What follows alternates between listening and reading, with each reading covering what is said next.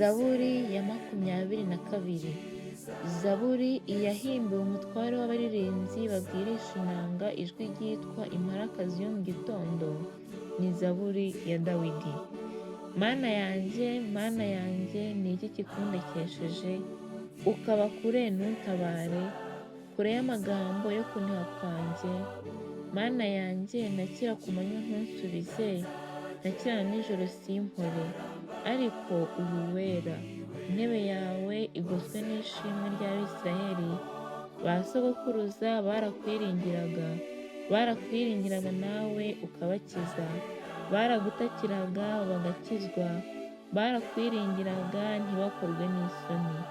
Ariko njyeweho ndi umunyorogoto, sindi umuntu, ndi ruvumwa mu bantu, nsuzugurwa na bose.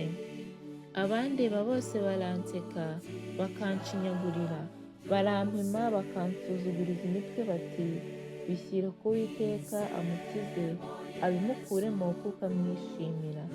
Ariko niwe wamvukishije, wanyiringirishaga nkiri ku ibere rya mama, niwe naragijwe uhereye mu ivuka ryanjye. Uri Imana yanjye uhereye igihe naviriye mu nda ya mama. Ntumbe kure kuko amakuba ari bugufi kandi ari nta mutabazi.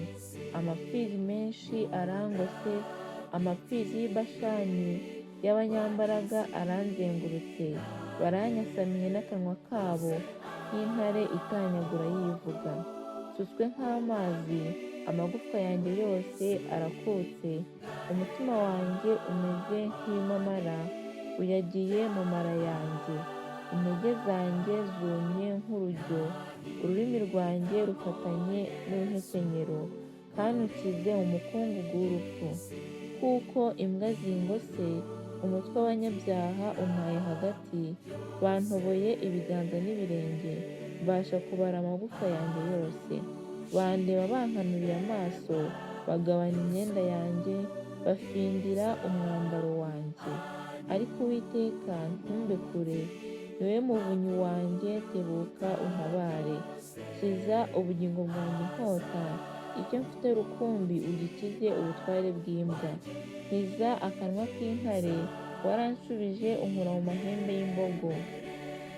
Nzabwira bene data izina ryawe, nzagushimira hagati y'iteraniro. Abubaha Uwiteka mumushime, mwa rubyaro rwa Yakobo rwose mwe muhimbaze.